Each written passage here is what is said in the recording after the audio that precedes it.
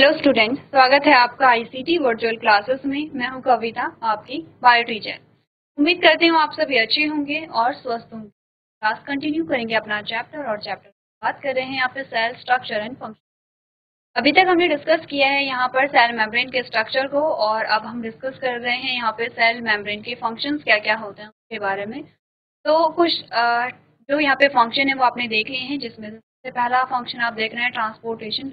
हमने बात की यहाँ पे टाइप्स ऑफ ट्रांसपोर्टेशन की, जिसमें हमने कहा है कि ट्रांसपोर्टेशन जो है वो एक्टिव एंड पैसिव दो टाइप का यहाँ पे होता है। एक्टिव और पैसिव ट्रांसपोर्ट में अगर हम देखें कि क्या डिफरेंस हमने देखा था, तो हमने कहा था कि जो एक्टिव ट्रांसपोर्ट है, पैसिव ट्रांसपोर्ट है, सबसे पहले तो उसमें चीज जो हो रही है वो ट्रांसपोर्ट अक्रॉस द प्लाज्मा। अगर हम बात करें कि पैसिव और एक्टिव ट्रांसपोर्ट में क्या डिफरेंस है, तो हमने कहा पैसिव ट्रांसपोर्ट में एटीपी खर्च नहीं हो रही है, यानी कि किसी भी प्रकार से ऊर्जा का यूज नहीं किया जा रहा है। जबकि एक्टिव ट्रांसपोर्ट में हमने कहा क्योंकि एक्टिव है, सक्रिय है, इसमें क्या है, एनर्जी का यूज हो रहा है। ठीक है। अब हमने कहा पैसिव ट्रांसपोर्ट में जो यहाँ पे मैकेनिज्म है या जो मूवमेंट है या जो डायरेक्शन ऑफ फ्लो है वो क्या है, हाई कंसंट्रेशन लोअर कंसंट्रेशन है, यानी कि उच्च सांद्रता से निम्न सांद्रता की ओर चीजें विस्तृत हो रही हैं, क्योंकि आपने कहा कि नॉर्मल फिनोमेना है। नॉर्मली हम देखते भी हैं कि अगर आपने कहा जो गैस है, जैसे कि हम छोटी क्लासेस में क्या एग्जांपल लेते थे कि आपने एक कोने में धूप या अगरबत्ती जलाई है, उसकी जो खुशबू है वो पूरे रूम में फैल जाती है। अब ऐसा नहीं होता कि जहां पर अगरबत्ती है वहीं पे वो जो गैस है वहीं पे रहेगी। हमने कहा जहां पर अगरबत्ती है वहां से गैस निकल रही है, तो वहां पर गैस की हाई कंसंट्रेशन होगी। गैस उस हाई कंसंट्रेशन से लोअर कंसंट्रेशन की ओर बहेगा, यानी कि उस ओर बहेगा जहां पर गैस क्या होगी, यहाँ पे कम होगी गैस की। सेम चीज अप्लाई होती है पानी पे भी। हमने कहा जब पानी गिरता है तो पानी कहाँ की ओर जाता है, जहाँ उच्च सांद्रता से निम्न सांद्रता की ओर। जब हम छोटी क्लासेस में थे तो हमने एग्जाम्पल क्या लिया था, बीकर लिए थे। दो बीकर है, एक बीकर में पानी फुल है, एक बीकर में पानी आधा है, और दोनों बीकर को हम क्या कर देते हैं, बीच से ऐड कर देते हैं। जैसे हमने कहा, ठीक है, दो बीकर है, हमने कहा कि एक इसमें से एक बीकर में पानी इतना भरा हुआ है। अभी ये बीकर जो है वो आपने क्या कर रखे हैं, बंद कर रखे हैं। आपने कहा यहाँ पे जो पानी है वो इतना भरा हुआ है, यहाँ पे पानी सिर्फ इतना है। क्या होगा, ये जो बीच का पैसेज है इसे खोल दें तो क्या होगा। हमने कहा पानी अधिक सांद्रता थी। सांद्रता का सिंपल सा मतलब हमने लगाया था यहाँ पे कि जो मात्रा होती है, पानी अधिक सांद्रता से निम्न सांद्रता की ओर बहेगी। ऐसा तो नहीं कि पानी बहेगा नहीं, पानी इधर जाएगा। और कब तक जाएगा, जब तक पानी का जो अमाउंट है वो दोनों जगह बराबर नहीं होता रहेगा। ठीक है। हमने कहा कि पानी निम्न सांद्रता की ओर बहा है। ठीक है, सिंपल सी चीज है। तो यहाँ पर क्या है, किसी भी प्रकार से एनर्जी खर्च नहीं होगी, क्योंकि आपने कहा कि ये एक सिंपल नेचुरल फिनोमेना है कि ज्यादा जो चीज है, ज्यादा मात्रा से अधिक मात्रा की ओर यहाँ पर जो चीज है वो विस्तृत हो रही है या वो बह रही है। इसमें अभी तक हमने क्या चीजें समझी है, हमने कहा कि जो डिफ्यूजन है यहाँ पे, हम जो पैसिव ट्रांसपोर्ट है इसमें आपने सिंपल डिफ्यूजन और फैसिलिटेटेड डिफ्यूजन आपने पढ़ा है। ठीक है, हमने कहा सिंपल डिफ्यूजन हमने देख लिया है। फैसिलिटेटेड डिफ्यूजन में हमने किसका डिफ्यूजन देखा था, यहाँ पे पानी का डिफ्यूजन देखा था, या पोटेशियम का, सोडियम का। हमने यहाँ पे हमने कहा था कि क्योंकि आयनिक है। एग्जाम्पल में हमने क्या क्या लिए थे, अगर हम देखें, कि सिंपल डिफ्यूजन में हमने एग्जाम्पल लिया था कार्बन डाइऑक्साइड का, और फैसिलिटेटेड डिफ्यूजन में हमने एग्जाम्पल लिया है यहाँ पे पानी का। तो आपके पंप आते हैं, सोडियम पोटेशियम पंप आते हैं, या आपके एक्टिव। अब हमने कहा कि क्या हो रहा है, पानी का जो डिफ्यूजन है आपने कहा इसमें यहाँ पे यूज किया है प्रोटीन, हेल्प ली है हमने नहीं, यानी कि ये क्या है, नेचुरल प्रोसेस है। नेचुरल प्रोसेस में हमने कहा कि जो पानी है निम्न सांद्रता की ओर बहा है। एक यहाँ पे क्या किया गया है, प्रोटीन को लिया। तो हमने क्या बात की है यहाँ पर कि जो प्रोटीन का यूज किया गया है, प्रोटीन ने आपने कहा कि क्या बना है, पैसेज बना है, एक चैनल बना है, जिससे कि जो पानी का ट्रांसपोर्ट है वो पानी का ट्रांसपोर्टेशन यहाँ पे इजी हो जाए। अब यहाँ पर हम पानी को क्या, इस प्रोटीन को क्या बोलेंगे, चैनल। क्या बोला गया है इसे, चैनल। ठीक है, अब हम इसे क्या बोलेंगे, चैनल। लेकिन और वो जो नाम है एक्वापोरिन, ध्यान रखिए, इम्पोर्टेंट है, मस्ट है, आपसे पूछा जाता है एक्वापोरिन के बारे में। सिर्फ अभी एक एक्वापोरिन याद रखेंगे। सिर्फ अभी इतना ध्यान रखेंगे कि आपने कहा कि यहाँ पर पानी आपने कहा बीच में लिपिड है, और लिपिड क्या होता है, हाइड्रोफोबिक होता है, इसीलिए पानी के ट्रांसपोर्टेशन के लिए यहाँ पे क्या है, प्रोटीन का यूज किया गया है, क्योंकि बीच इस पैसेज में आपने कहा लिपिड नहीं है, ठीक है, बीच में जो चैनल बना है वहां पे लिपिड नहीं है, तो पानी का जो ट्रांसपोर्टेशन है वो इजिली हो जा रहा है हायर कंसंट्रेशन से लोअर कंसंट्रेशन की, और यहाँ पर अभी भी ऊर्जा खर्च नहीं हुई है, अभी भी क्या है, ऊर्जा खर्च नहीं हुई है, तो इसे हम क्या कहेंगे, चैनल कहेंगे, और इस चैनल का जो एग्जाम्पल है वो है एक्वापोरिन आपके पास आता है। ये तो है आपने कहा कि पानी के लिए, लेकिन क्या होगा, यहाँ से जो बड़े मॉलिक्यूल हैं, बड़े मॉलिक्यूल का ट्रांसपोर्टेशन नहीं हो पाता है, बड़े मॉलिक्यूल जैसे कि एग्जाम्पल में हमारे पास आता है कार्बोहाइड्रेट, ठीक है, या ग्लूकोज हमने कहा, ठीक है। अब ग्लूकोज के ट्रांसपोर्टेशन के लिए यहाँ पर फिर से क्या होते हैं, प्रोटीन की हेल्प ली जाती है, और प्रोटीन की हेल्प जब ली जाती है तो हमने कहा इस प्रकार से, अब ऐसा नहीं है कि हर किसी पोलर मॉलिक्यूल के लिए आपने कहा कि सेम टाइप की प्रोटीन है, वो नहीं, एक्वापोरिन जो है, ऐसा नहीं है कि एक्वापोरिन से ही सभी चीजों का ट्रांसपोर्टेशन हो जाएगा, हमने कहा नहीं, एक्वापोरिन पानी के लिए ही है, दूसरा मॉलिक्यूल होगा उसके लिए दूसरी जो प्रोटीन है या दूसरा जो चैनल है वो यहाँ पर होगा, तो ऐसा नहीं कि किसी सिंगल चैनल से हर एक जो मॉलिक्यूल है उनका आपने कहा स्थानांतरण हो रहा है, अलग अलग जो मॉलिक्यूल होते हैं उनके लिए अलग अलग चैनल्स होते हैं, अलग अलग कैरियर प्रोटीन होते हैं। अब यहाँ पर क्या है, जैसे हमने कहा ग्लूकोज, ठीक है, अब ग्लूकोज का ट्रांसपोर्ट कैसे होता है, आपने कहा यहाँ पर यह है ग्लूकोज,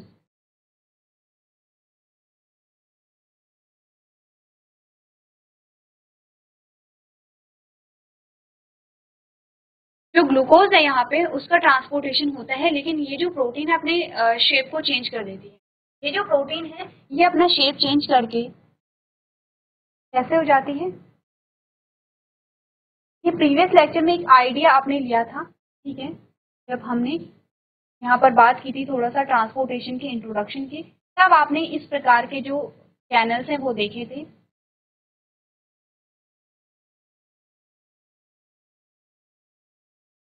और अब हमने कहा जो ग्लूकोज है वो कहाँ आ गया है, क्या है ये,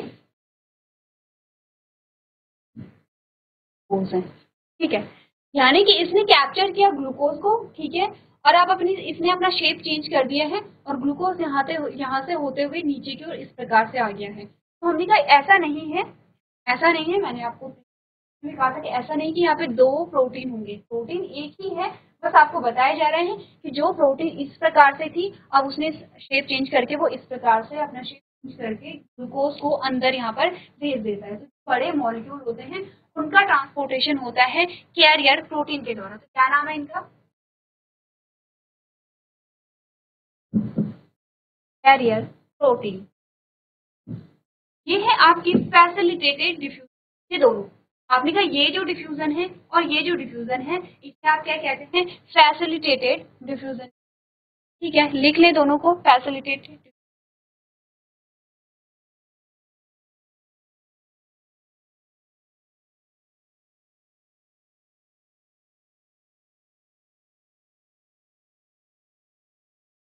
अभी हम पढ़ेंगे यहाँ पर सिंपल डिफ्यूजन और फैसिलिटेटेड डिफ्यूजन की डेफिनेशन पढ़ेंगे, एक बार आप लोग यहाँ पर क्या कर लेंगे, नोट कर लेंगे कि क्या क्या चीजें, क्या आपका पैसिव ट्रांसपोर्ट ही चल रहा है अभी तक, एक्टिव ट्रांसपोर्ट नहीं आया है, कहीं भी अभी ऊर्जा खर्च नहीं की है, ये पूरा आपके पास क्या आता है, जो पैसिव डिफ्यूजन है वही आता है।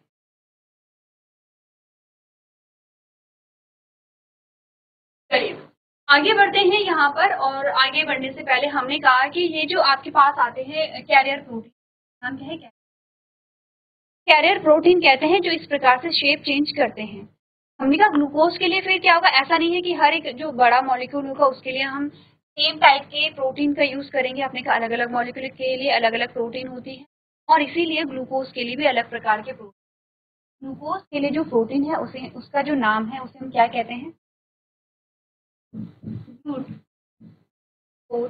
प्रोटीन, ये इंपॉर्टेंट है, आपसे पूछा भी जाता है कि जो ग्लूकोज है उसके लिए जो कैरियर प्रोटीन है उसका नाम क्या है, आपने कहा glucose protein,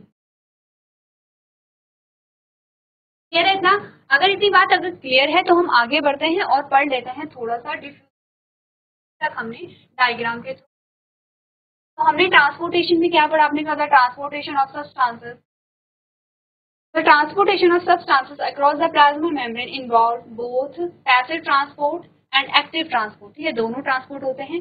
Passive transport involve the movement of substances along a concentration gradient. आपने कहा कि अगर हम passive transport की बात करें तो यहाँ पर क्या होता है, concentration gradient के along यहाँ पर क्या होता है, मूवमेंट होता है, यानी कि हाई से लो कंसंट्रेशन की ओर यहाँ पे मूवमेंट होगा. While active transport require energy and move substances against the concentration gradients. आपने कहा ये क्या होगा, against concentration gradient होगा. against का मतलब होता है, हमने कहा कि जो हाई से लो तो नॉर्मल फिनोमेना है जो हम नॉर्मल अपनी डेली लाइफ में भी देखते हैं, लेकिन लो से हाई जो है वो क्या है, अगेंस्ट कंसंट्रेशन ग्रेडियंट है. आपने कहा जब कंसंट्रेशन का डिफरेंस क्रिएट होता है तभी यहाँ पे डिफ्यूजन पढ़ते हैं आप और ऑस्मोसिस. अच्छा, एक और चीज आपको ध्यान रखना है, कहा जो ट्रांसपोर्ट हो रहा है पानी का हाई कंसंट्रेशन लोअर कंसंट्रेशन की ओर, इससे आप ऑस्मोसिस डिफ्यूजन में आता है, लेकिन इस फिनोमेना को हम ऑस्मोसिस पढ़ते हैं. ऑस्मोसिस. अब ऐसा नहीं कि आपने ऑस्मोसिस है, क्लास 9th में आपने ऑस्मोसिस से पढ़ा है. आपने कहा कि ऑस्मोसिस के लिए आपने 3 सॉल्यूशन का यहाँ पे यूज किया था, hypotonic solution, hypotonic solution and isotonic solution. और ये सारे क्या हैं, ऑस्मोसिस के फिनोमेना पे बेस्ड सॉल्यूशन में आपने देखा था कि जब हाइपोटोनिक सॉल्यूशन में आपने सेल डाली तो क्या हुआ, जब हाइपोटोनिक सॉल्यूशन में आपने सेल डाली तो क्या हुआ, और जब आइसोटोनिक सॉल्यूशन में आपने सेल डाली तो क्या हुआ. ये आप पढ़ चुके हैं क्लास 9th में. अगर आपको ध्यान है, अगर आपको याद है चीजें तो बहुत अच्छी बात है, नहीं याद है एक बार घर जाएंगे, अपने नोट्स देखेंगे और वहां पे पढ़ेंगे कि ऑस्मोसिस जब आपने पढ़ा था 3 टाइप के सॉल्यूशन आपने पढ़े थे, क्या क्या चीजें उनमें पढ़ी थी. तो आपने कहा डिफ्यूजन आप गैस के लिए यूज करते हैं, पानी के लिए आप ऑस्मोसिस यूज करते हैं, लेकिन दोनों ही यहाँ पर आपने कहा ये सिंपल डिफ्यूजन में आएगा, ये फैसिलिटेटेड डिफ्यूजन में आएगा. ठीक है, क्लियर है यहाँ पे.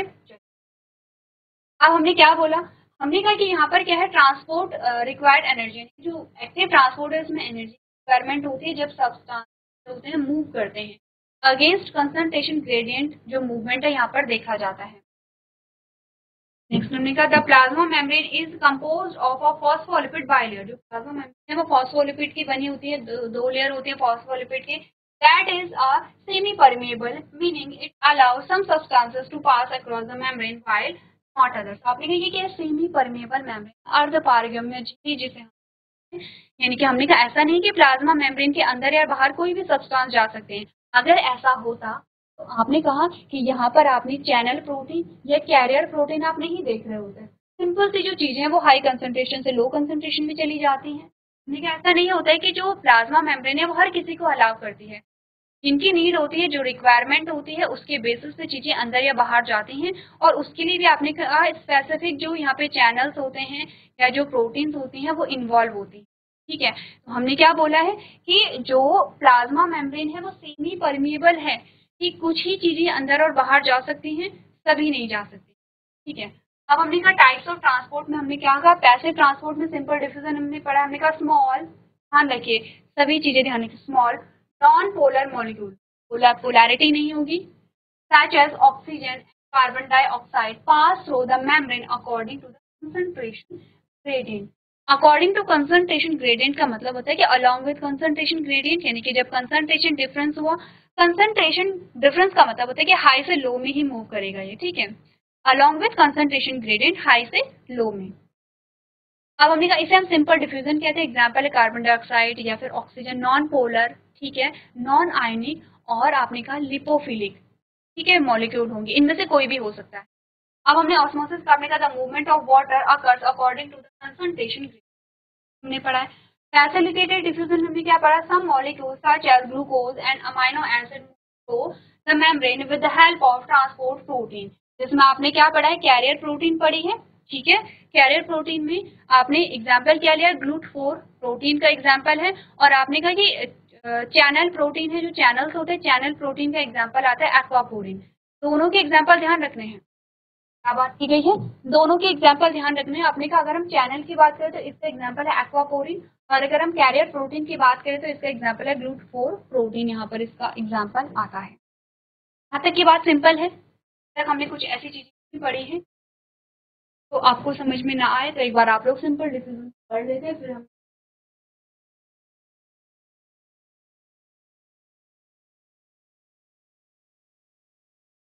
चलिए अब बात करते हैं एक्टिव ट्रांसपोर्ट की। और एक्टिव ट्रांसपोर्ट में एनर्जी का यूज पंप होते हैं, क्योंकि हमने कहा पंप क्या करेंगे, यहाँ पे क्या बात हुई, सिंपल से लेयर बनाते प्लाज्मा मेम्ब्रेन की प्रकार से। अब हमने कहा कि यहाँ पे क्या होता है, पोटेशियम अंदर ज्यादा है, पोटेशियम की जो कंसंट्रेशन है अंदर ज्यादा है, बाहर कम है। तो होना क्या चाहिए था, यहाँ पर आपने कहा पोटेशियम बाहर से अंदर से बाहर की ओर जाना चाहिए था, लेकिन हम क्या कर रहे हैं, हम पोटेशियम को बाहर से और अंदर यहाँ पर लेके आ रहे हैं। या हमने कहा जो सोडियम है, सोडियम की कंसंट्रेशन बाहर ज्यादा है और अंदर कम है, तो होना क्या चाहिए था, सोडियम को बाहर से अंदर आना चाहिए था, लेकिन हम अंदर से पोटेशियम को क्या कर रहे हैं, बाहर भेज रहे हैं। हमने कहा कि क्या है, अगेंस्ट कंसंट्रेशन ग्रेडियंट है। इट मीन्स कि यहाँ पर कुछ ना कुछ फोर्स, कुछ ना कुछ प्रेशर अप्लाई होगा जिसमें खर्च होगी। यहाँ पर पंप का यूज किया जाता है, और पंप आप समझते हैं कि क्या है, फोर्स को लगाने के लिए, फोर्स को इंक्रीज करने के लिए यहाँ पे पंप चाहिए होता है। तो एक्टिव ट्रांसपोर्ट में हमने कहा प्राइमरी एक्टिव ट्रांसपोर्ट, आपने कहा this involve moving substances against a concentration gradient using ATP such as sodium potassium pump। हमने कहा कि यहाँ पर क्या होता है, सोडियम पोटेशियम पंप का यूज करते हैं, ठीक है। सेकेंडरी एक्टिव ट्रांसपोर्ट में क्या होता है, in this the concentration gradient of another substances is used to move one substance against the concentration gradient. Active transport में हमने कहा कि यहाँ पर सिंपली एनर्जी का यूज। चलिए अब एक्टिव ट्रांसपोर्ट और पैसिव ट्रांसपोर्ट को आप हायर क्लासेस में और ज्यादा डिटेल में पढ़ेंगे है वो। अब हम बात करेंगे सेल ऑर्गेनेल।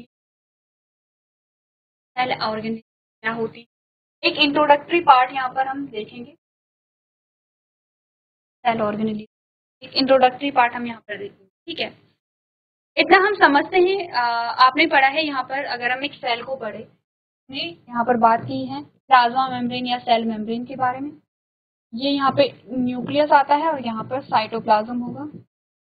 प्लाज्मा मेम्ब्रेन के फंक्शन आपने देखे हैं। न्यूक्लियस आप जानते हैं कि न्यूक्लियस जो है वो क्या है, मेम्ब्रेन है। इसके अंदर आपका जेनेटिक मटेरियल होता है जो आपके सेल का ब्रेन कहलाता है, आपके सेल को क्या करता है, सेल की फंक्शनिंग को रेगुलेट करता है, ठीक है। साइटोप्लाज्म में काफी सारे सेल ऑर्गेनेल, इतना हम सभी जानते हैं। अब थोड़ा सा बात कर ले सेल ऑर्गेनेलीज के बारे में, तो सबसे पहले हम थोड़ा सा बात करेंगे, अगर हम कहें न्यूक्लियर मेम्ब्रेन,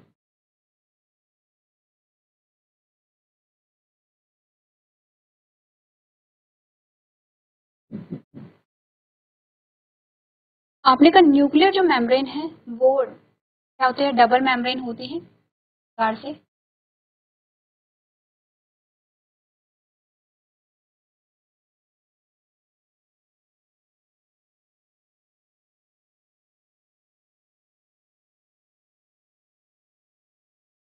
ठीक है, और बीच में क्या होता है, पोर्स होते हैं। में क्या होंगे, पोर्स यहाँ पर होते हैं। पोर्स थोड़ा सा बड़े बने हैं, लेकिन आपको ना समझिए कि यहाँ पर क्या होंगे, पोर्स होंगे। सर आपका क्या होगा, जेनेटिक मटेरियल होगा इस प्रकार से। अब हमने कहा ये जो न्यूक्लियर मेम्ब्रेन है, न्यूक्लियर मेम्ब्रेन से एक यहाँ पे मेम्ब्रेन निकलने लगती है एक प्रकार से।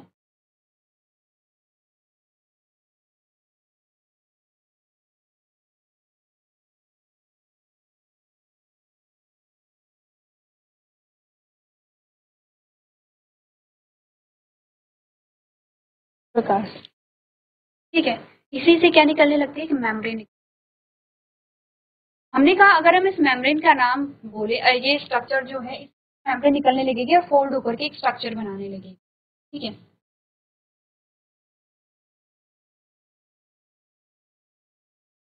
प्रकार से एक स्ट्रक्चर बना, इस स्ट्रक्चर का नाम है एंडोप्लाज्मिक रेटिकुलम। क्या नाम है, एंडोप्लाज्मिक रेटिकुलम, नाम आपने सुना है, ठीक है। एंडोप्लाज्मिक रेटिकुलम, इस एंडोप्लाज्मिक रेटिकुलम पे एक ही यहाँ पर लगी होती है, कुछ यहाँ पे भी लगी होती है। से। ये जो न्यूक्लियर मेम्ब्रेन है यहाँ पर भी लगी होती है और ये जो आउटर मेम्ब्रेन है इस प्रकार से यहाँ पे भी लगी होती है। इसके अलावा ये हम बात कहाँ कर रहे हैं, ये पूरा साइटोप्लाज्मिक एरिया है। इतना तो आप समझते हैं, अगर मैं पूरा यहाँ पे सेल मेम्ब्रेन बना दूं इस प्रकार से, तो अंदर क्या होगा, साइटोप्लाज्मिक एरिया होगा। इसके अलावा आपने कहा कि यहाँ पर भी जो स्ट्रक्चर है इस प्रकार से यहाँ पे भी रहते हैं, ठीक है। इनका नाम है यहाँ पे राइबोसोम। ये तो फ्री राइबोसोम है, ठीक है, फ्री राइबोसोम है। और ये जो राइबोसोम है ये किस पे लगे हुए हैं, आपने कहा एंडोप्लाज्मिक रेटिकुलम पे लगे हैं। ये भी क्या है, राइबोसोम है। हमने कहा कि जिन पे राइबोसोम लगे होंगे, जिस लेयर पे एंडोप्लाज्मिक रेटिकुलम के राइबोसोम क्या कहते हैं, RER कहते हैं। आपको ध्यान आया होगा, रफ एंडोप्लाज्मिक रेटिकुलम, ठीक है। और कुछ पोर्शन पे राइबोसोम नहीं लगे हैं, जैसे कि ये, इसे हमने SER कहा था, जिसे हम क्या कहते हैं, स्मूथ। एक जनरल सा आइडिया है एंडोप्लाज्मिक रेटिकुलम। आपको करना क्या है, एंडोप्लाज्मिक रेटिकुलम के टाइप्स हमने यहाँ पे बोले हैं, आपको इसके फंक्शन करके लेके आने। क्या काम होता है दोनों एंडोप्लाज्मिक रेटिकुलम का, यानी कि SER और RER का क्या फंक्शन होता है, क्योंकि ये शब्द आपके लिए नए नहीं हैं, आप पहली बार नहीं पढ़ रहे हैं यहाँ पे एंडोप्लाज्मिक रेटिकुलम को या सेल ऑर्गेनेलिस को। इसीलिए आपको क्या करना है, अब यहाँ पे जो एंडोप्लाज्मिक रेटिकुलम है उसके के बारे में पढ़ करके लेके आना। हमारा लेक्चर होगा, आगे के टॉपिक को हम यहाँ पे कंटिन्यू। आज के सेशन में हम इतना ही करेंगे। अभी तक क्लास में बने रहने के लिए आपका